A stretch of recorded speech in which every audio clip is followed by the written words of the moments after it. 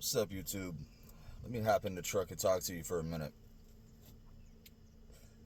My granddaddy was a really, really smart guy, and he just didn't know how to articulate it very well, or support it with science, or explain things in great detail.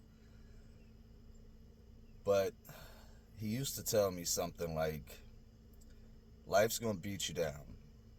It's gonna get you on your knees, and it's gonna start kicking you. And you gotta fight back harder to get right back up on your feet as fast as you can. Because if you let it get you down on your back, he's going to start stomping you. And then you're not going to be able to get back up.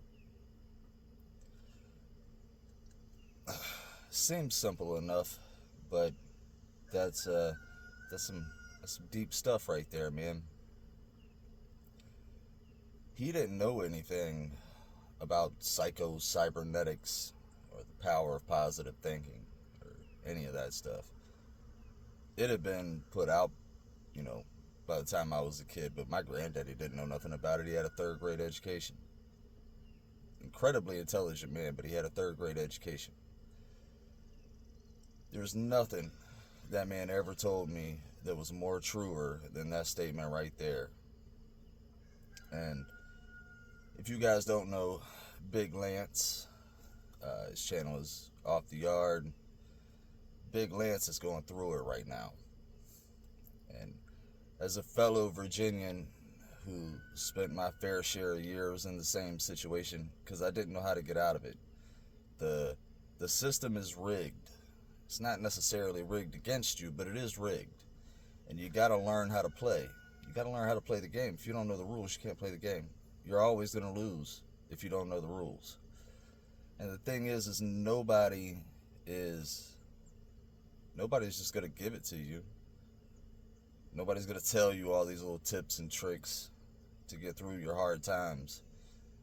Because the fact is most of them talking shit to you don't know how to handle it. But I went through it myself. And all y'all to think Big Lance might be off his rocker, or he's on drugs, or he's crazy, piece of shit, whatever you think about him. I promise you, that man's handling this better than most would. Especially considering the time he did in prison. That's time that took his mind even deeper into the rabbit hole. You go into a state of survival mode, and your brain doesn't work right. You don't make rational decisions. You feel so pressured. You're not getting any sleep. Even when you sleep, you're not getting rest. You're worried. You're having nightmares.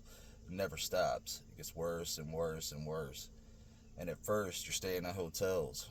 You're spending $50, $60 a day just to have a place to sleep and a place to take a shower.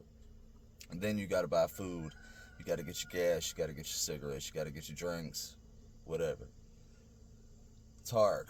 It's real hard. And it's a downward spiral you can't get out of. After you've done the hotel thing for a year, if you make it that long, you're going to end up sleeping in your truck. After you do that for a little while, something's going to happen to that truck. Now you're not going to have no wheels no more. You're not going to have nowhere to sleep. You're going to be beating feet with a backpack on. And as all these things happen, you're going to lose some of your stuff. So eventually, you're going to end up with nothing but you and your bare essentials in a backpack. And all you're going to be worried about is how to eat that day. How you're going to avoid the storm. How you're going to wash your funky ass. You don't care about nothing else. You start to not care about anybody else. I spent about 4 years on the street, and it went just like I said. We did the hotel room for a while, stayed in my van for a while, then I ended up in the woods, and it's not no joke, man. Virginia winters get cold. My best friend got pneumonia and died. He didn't make it through our little scenario. He also got robbed for like $30 and a cell phone down in Myrtle Beach. The guy damn near beat him to death over $30 in a cell phone. Shit happens out there. Especially when people think that there's nobody that cares about you. Now, In saying all those years I learned a lot of little tips and tricks on how to survive when you have nothing. And my redneck upbringing genuinely saved my life because it was all I could do. It was all I could do to make it with everything I know. If I wasn't who I am, I don't think I would have made it. There is no help for guys. There's no help for men. No offense to anybody, especially Caucasian men. If you're not an immigrant, if you're not a woman with children, something like that, there is no help for you. There's nowhere for you to stay. My best friend was a veteran. He spent 10 years of his life he gave to our military, and they let him die from pneumonia.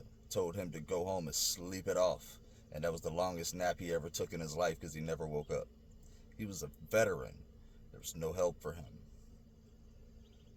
So before you judge these people, you got to understand, when you get stuck in that downward spiral, it's real hard to get out of. But for those people that are stuck in that downward spiral, know that there is a way out. There are things you can do. It's a lot to figure out, but you got to get out there and talk to people. It's not what you know, it's who you know. You got to get out there and talk to people.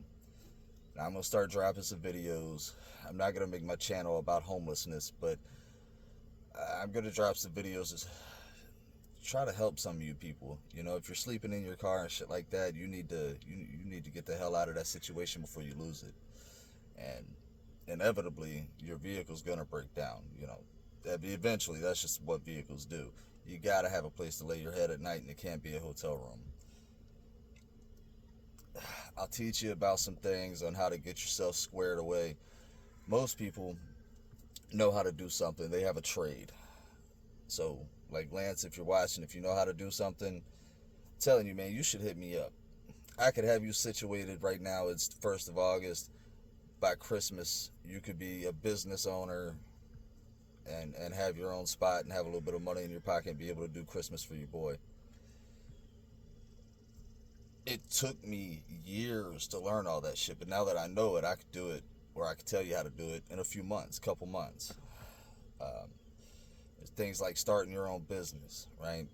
You have a hard time getting people to hire you because, you're not a legitimate business.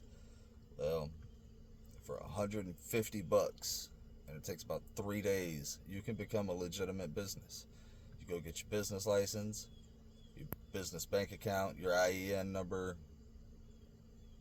pay your $110 for your LLC, you got a business.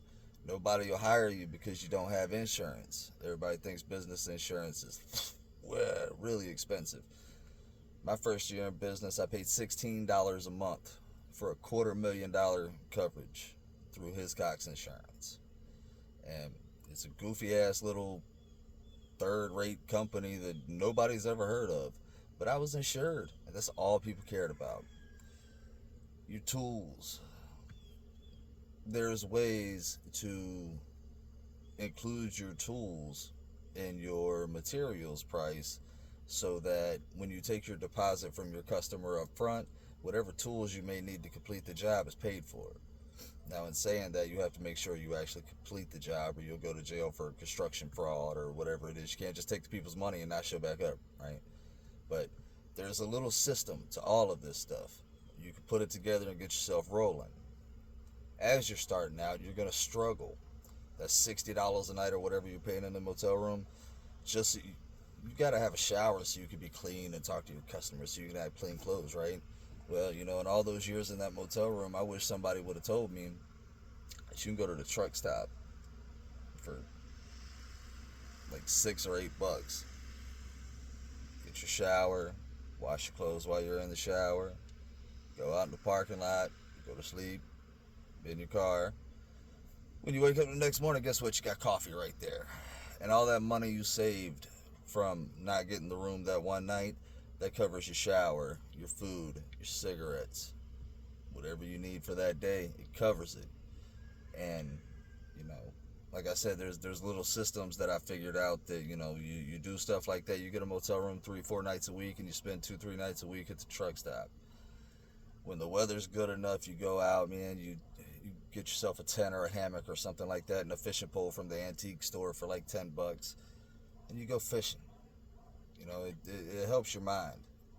You go fishing at camp for the night instead of getting the motel room or instead of going to the truck stop. You don't spend nothing. You catch some fish. You cook them on the grill right there. You cook them on the fire, and hey, there's your meal.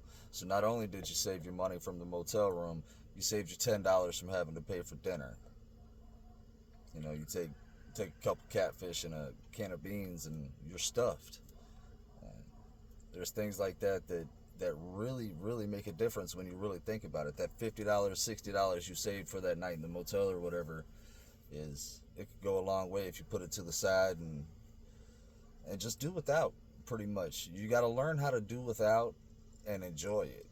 But the key word there is to enjoy it, because if you just do without and you're suffering through it, you're gonna get lower. The power of positive thinking is important. When you go look through my videos and you see that little homemade boat me and my kid made, didn't spend $1 on that thing, man. I found all those totes, had them just sitting around the house.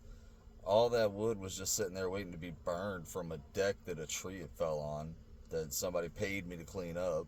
Took like a few boards off the deck, screwed them all together, boom, we got a boat and we're fishing all day. That's what you got to do, man. You still got to live your life. You go out and you work. There's a way to make money off of anything you know how to do. Trust me. Even shit you don't know how to do. So put that hustler mentality to work. Save everywhere you can. Get the hell out of that hole as fast as you can, because it's just going to get worse.